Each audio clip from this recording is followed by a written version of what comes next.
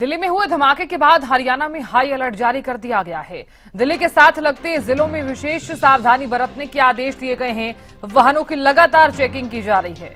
सभी जिलों में सुरक्षा के कड़े इंतजाम किए गए। सोशल मीडिया पर भी विशेष तौर पर निगरानी रखी जा रही है। किसी भी भ्रामक जो गतिविधि है वो अगर किसी भी व्यक्ति ने फैलाई तो उस पर एक्शन लिया जा सकता है। तो सभी जिलों में सुरक्षा के कड़े इंतजाम किए गए हैं। पानीपत से जितेंद्र शर्मा जुड़ गए हैं जानकारी लिए हुए। जितेंद्र, दिल्ली धमाके के बाद हरियाणा के भी कई जिलों में तमाम जिलों में जो है वो अलर्ट जारी कर दिया गया है। हाई अलर्ट जारी करने के साथ साथ सुरक्षा भी बढ़ा दी गई है। फिलहाल पानीपत में किस तरह की स्थिति बनी हुई है? सरना, देखिए, जिस जगह इस समय हम खड़े हुए हैं यहाँ पर एजुकेशन हब है। अगर मैं आपको कहूं कि पूरा एजुकेशन का इंस्टीट्यूशन जो है वो तो तकरीबन इसी लाइन के अंदर जो है, इसी लाइन में होता है। कोर्ट की तरफ से रास्ता भी ये जाता है।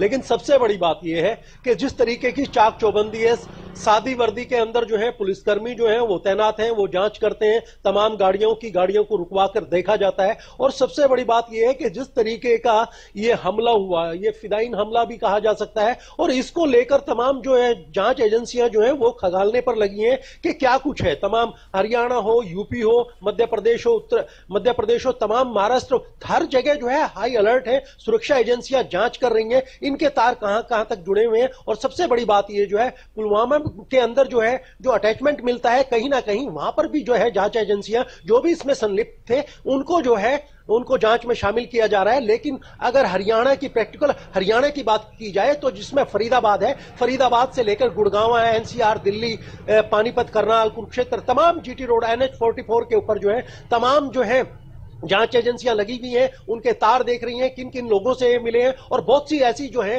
गिरफ्तारी भी हो चुकी हैं। लेकिन जिस तरीके का ये सामने आया है पूरा मामला, वो अपने आप में कहीं ना कहीं जो है डरावने वाला था कि किस तरीके की योजना थी, किस तरीके का इन्होंने आगे जो है राम मंदिर को लेकर, तमाम काशी के मंदिरों को लेकर और क्या कुछ इस तरीके का। तो तमाम वो जांच एजेंसियां चल रही हैं। लेकिन सबसे बड़ी बात यह है कि हम लोगों के ऊपर भी दायित्व है। हमें कोई लगता है कि कोई ऐसा व्यक्ति है जो संदिग्ध है तो उसके बारे में इंफॉर्मेशन दें। और इस तरीके की जो सोशल मीडिया पर छोटी मोटी गतिविधियां, जो झूठी काल्पनिक अपनी तरफ से गतिविधियां चलाई जाती हैं, उन पर पूरी तरीके से डीजीपी ने भी रोक लगाया। अभी देख रहे हैं कि एक पुलिस की गाड़ी भी मेरे सामने से गुजरी है। तो तमाम जो चीजें हैं वो इस तरीके से हैं कि बिल्कुल जो है एक सटीकता के साथ जो है पूरी पुलिस प्रशासन के साथ जो जांच एजेंसियों के आदेश हैं उसकी पालना करते नजर आ रहे हैं। जी साधना।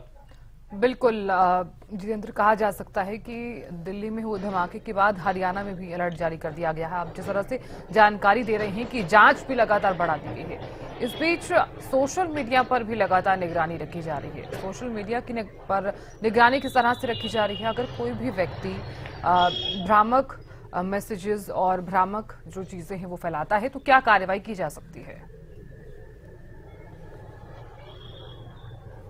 साधना, देखिए, जिस तरीके से लगातार जो है डीजीपी की तरफ से, तमाम सरकारों की तरफ से, और ये कहा गया है कि आपको अगर किसी चीज के बारे में कोई जानकारी नहीं है और उस पर आप कोई मैसेज छोड़ देते हैं, किसी भी यूट्यूब पे छोड़ देते हैं या अदर्स जो भी सोशल मीडिया के प्लेटफॉर्म है उस पर जो है किसी तरीके की ऐसी जानकारी साझा करते हैं जिसका कोई लेना देना ही नहीं है, तो उसके खिलाफ जो है वो कार्रवाई की जा सकती है। बाकायदा इसके लिए जो है लगातार जो है वो सेल काम कर रहे हैं। लगातार इन्वेस्टिगेशन जो एजेंसियां हैं उन्होंने उसको सक्रिय किया है। और कहां देखिए, जो ये जितने भी पकड़े गए हैं ये तमाम जो है वो डॉक्टर्स पकड़े गए हैं जिनको जीवनदायिनी कहा जाता है, जो जीवन बचाने वाले होते हैं। तो इनके जो नेटवर्क है पाकिस्तान से भी जुड़ने के बारे में पता लग रहा है। तो वो सारी चीजें जो है कहीं ना कहीं सोशल मीडिया से होकर गुजरती हैं। तो उसको लेकर भी जो है सुरक्षा एजेंसियों की पैनी निगाहें हैं। लेकिन ये बिल्कुल इस पे डीजीपी ने स्पष्ट कर दिया है कि अगर इस मामले को लेकर कोई झूठी अफवाह फैलाता है तो उसके खिलाफ जो है दंडात्मक कार्रवाई की जाएगी। लेकिन सुरक्षा को लेकर जो है तमाम जो है जांच एजेंसी हो, पुलिस विभाग हो, तमाम वो चीजें लगा दी गई हैं कि चप्पे चप्पे पर, मैं कहूंगा हरियाणा में खासकर फरीदाबाद से लेकर जब पानीपत है तो पानीपत में भी हमने देखा था कि बहुत सी धमकियां मिलती थी रेलवे स्टेशन उड़ाने को लेकर। और पानीपत में बहुत सी ऐसी चीजें हैं जिनका मैं नाम नहीं लूंगा कि जो अपने आप में स्पेशल है, उनको लेकर भी कहीं ना कहीं जो है उनकी जो है सुरक्षा भी बढ़ा दी गई है। और उसको लेकर जो है तमाम जांच एजेंसियों ने जिस तरीके से पहले भी अलर्ट रखा था, तो पानीपत तो पहले ही अलर्ट मोड पे है। लेकिन अब जहां तक जांच एजेंसियों की बात है उसको देखते हुए पुलिस प्रशासन ने इसकी सुरक्षा और तेज कर दी है।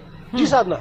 बिल्कुल जितेंद्र, आप जिस तरह से जानकारी दे रहे हैं कि सुरक्षा जो है वो बढ़ा दी गई है, लेकिन जो शिक्षण संस्थान हैं और मंदिर हैं, कई सुरक्षा जो स्थल है वहां पर भी माना जा रहा था, चाहे वो भीड़ भाड़ वाले एरिया हैं, रेलवे स्टेशन, बस स्टैंड, क्या इन पर भी काफी ज्यादा सुरक्षा जो है वो बढ़ा दी गई है और किस तरह से निगरानी रखी जा रही है?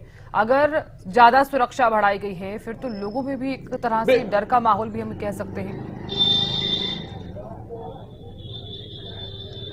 बिल्कुल बिल्कुल साधना, देखिए इसमें इस तरीके से लिया गया है कि तमाम जो है सिविल वर्दी के अंदर, वर्दी में ना डालकर सिविल वर्दी के अंदर ही जो है पुलिस की एक टीम जो है वो गश्त करती है, बाकायदा गाड़ियों को रोका जाता है। मेरे पीछे 2-3 गाड़ियां थी, उनकी चेकिंग की गई। उसके बाद अगर ये पूरा जो है मैं कहूं तो एजुकेशन हब है और उसके अंदर जाके बाकायदा देखा जा रहा है कौन सी गाड़ी जो है किस संदिग्ध, कोई ऐसी तो गाड़ी नहीं है जो संदिग्ध लगे जो उसकी जांच हो, तो तमाम वो चीजें जो है। लेकिन साधना यहां पर एक प्रश्न ये भी उठता है कि जब इस तरीके का कोई धमाका होता है या इस तरीके का एक सामने आता है तो तमाम चीजें जो है जांच एजेंसियां हो या हरियाणा की पुलिस हो वो सक्रिय हो जाती है। उससे पहले हम देखते हैं कि बड़ी लापरवाही देखते हैं कि तमाम जो है व्हीकल वगैरह इस गली के अंदर अगर आप कहें तो इसमें पैर रखने की भी जगह नहीं होती थी, लेकिन अब आप देखिए कि साफ सुथरा है, लोगों को देखा जा रहा है, बाकायदा सीसीटीवी से भी मॉनिटरिंग करी जा रही है, तो आप ये देख सकते हैं एकदम से वो जो है सक्रिय हो जाती है। लेकिन सबसे बड़ी बात यह है कि हमें अब जो है खुद भी, आम नागरिकों को भी जो है खुद भी जागरूक रहना पड़ेगा इसको लेकर जो है, क्योंकि इस तरीके की घटनाएं जो है और नेटवर्क के बारे में